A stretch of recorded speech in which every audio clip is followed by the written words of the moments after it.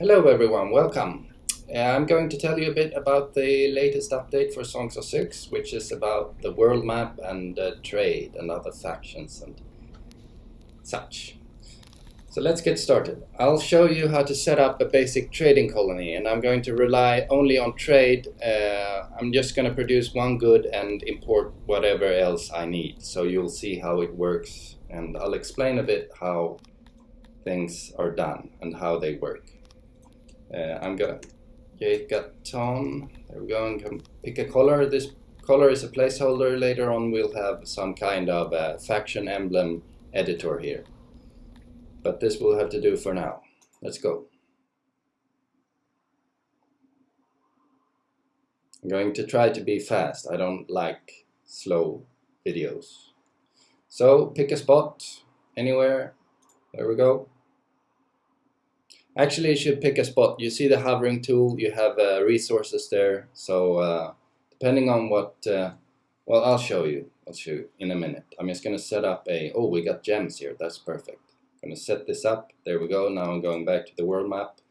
You can see we chose this. The world map has regions now, as you can see. And every region has a potential for different kinds of resources, raw materials. And you should pick one. It's up to you which one you pick at first, if you want to focus on, if you want your regions to focus on something specific. I didn't care, so I just set this up. And the reason for you to do this is because regions will pay you tribute if you tax them, and you tax them here. And right now we don't have the might to tax them, but once we hit, the might is the same as reputation at the moment. So when we hit 2000 reputation, we're going to have shipments from this region with the extra resources. So that's good. And you always tax them to 100% because it has no negative effects right now. And then you can distribute this tax among the resources. And you see the potential here. So basically you want to tax the highest potential. And you can tax several like this, or distribute several like this. But it's always better, you get a small bonus if you specialize in one resource to make it a little more interesting. So that's how that works, and you can claim other regions as well. This one requires 2000 might, which is 2000 reputation, which you will get eventually. But it will actually require an additional 2000 might to tax. So you, in effect, you need 4000 reputation. So 2000 for the first one, 4000 for the next one, 8000 for the third one, and so on and so forth. And you also need to have it inside your perimeter, so to speak, because this one is too distant to claim, for instance. So, trade, how does it work? Well, we have other NCP factions here. This is Union of the Stales. Oh, I just added a bunch of names that a Discord member made. I stole them and put them in, so this is a surprise to me. That's a nice name. Thank you very much for letting me steal your work. Which I never got approved, but I'm assuming I could do that.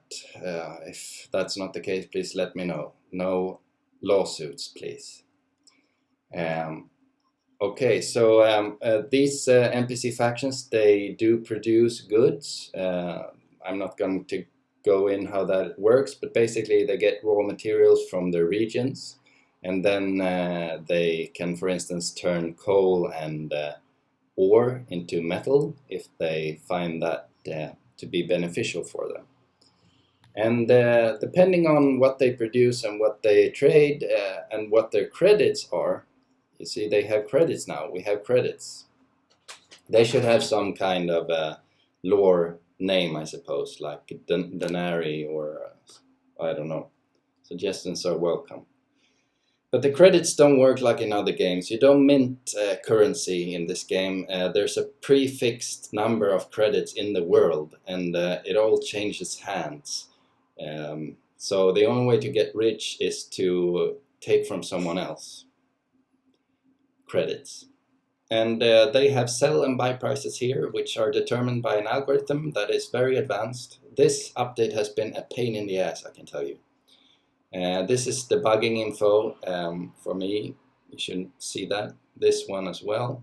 So once in a while they're gonna get to trade, and what they do is they find all the neighbors that are available to them, and then they sort them, and they find the highest price or the lowest price, and they buy and sell accordingly. So they make the best deals for their factions.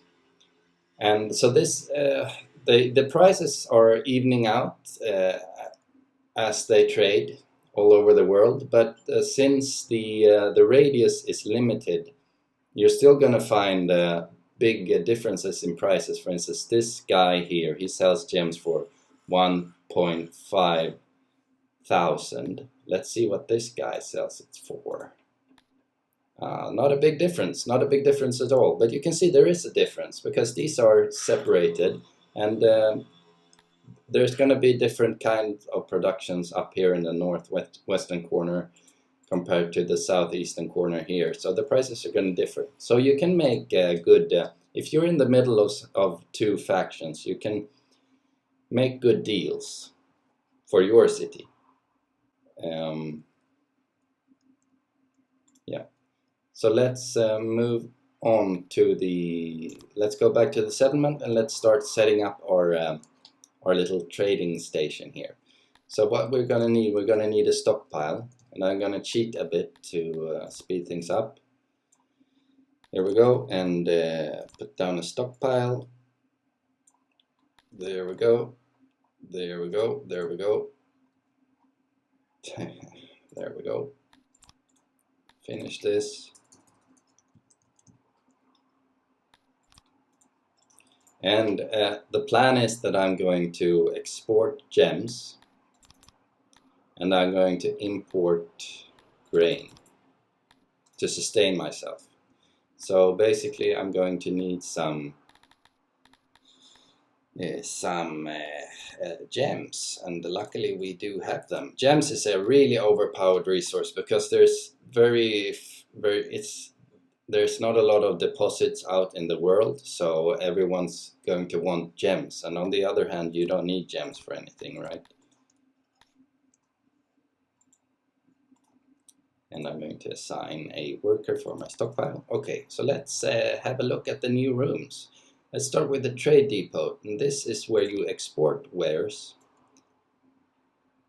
And you place it, you don't need a roof for this room, so you place it outside.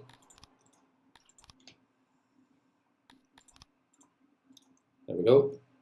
And I'm gonna set this to accept gems by doing this.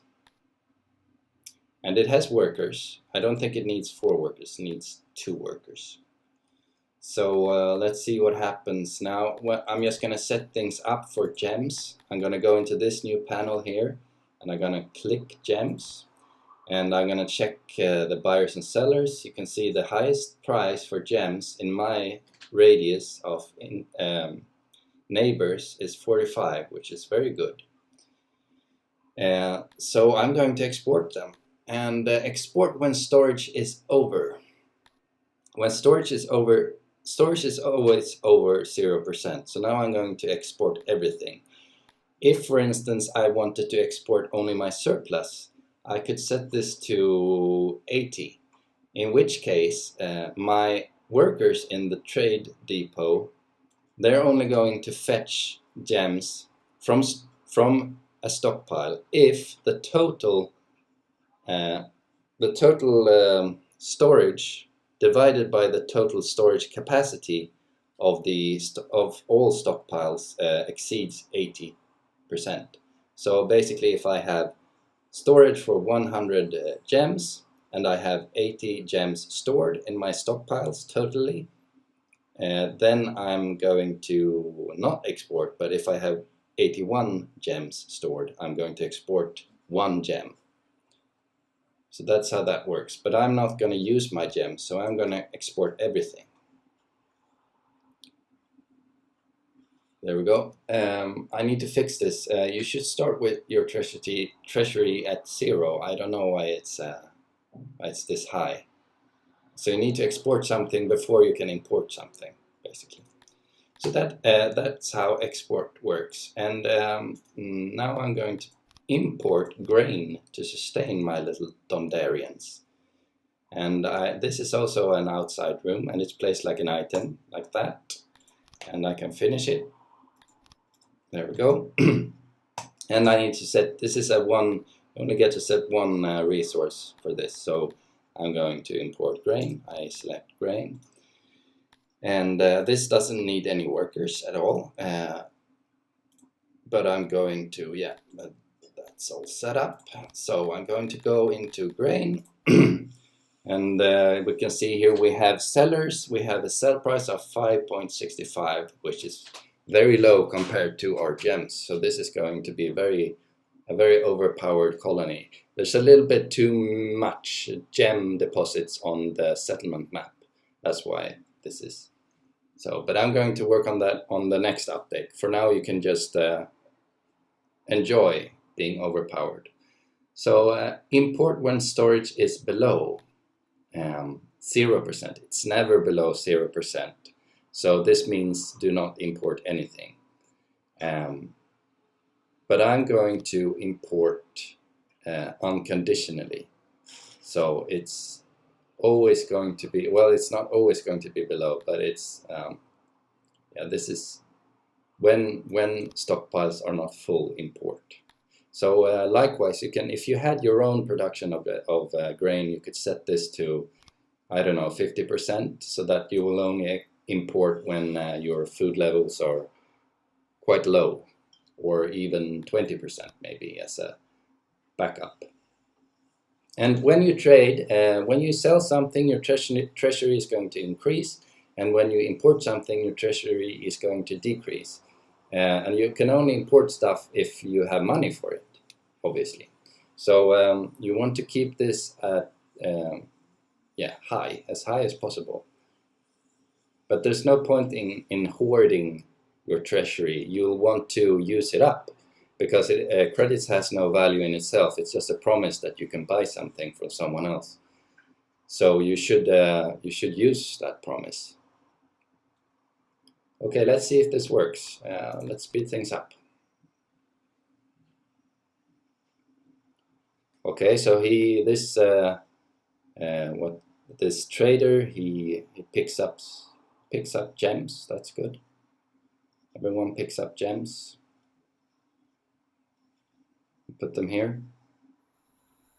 Trading takes a while. It's only once every 2 days that trade occurs. So you'll need a big space, kind of like a buffer, so that you can utilize that when the time comes. Okay, so see, look here. A trader has arrived. We have imported grain. Let's see what happens. He has arrived. So he imported 768 grain. And we could only we haven't sold anything yet, but we could do this because there's apparently some kind of bug that gets us some starting capital, which is not good. I'm going to remove that after this video. So let's see if we can export something too.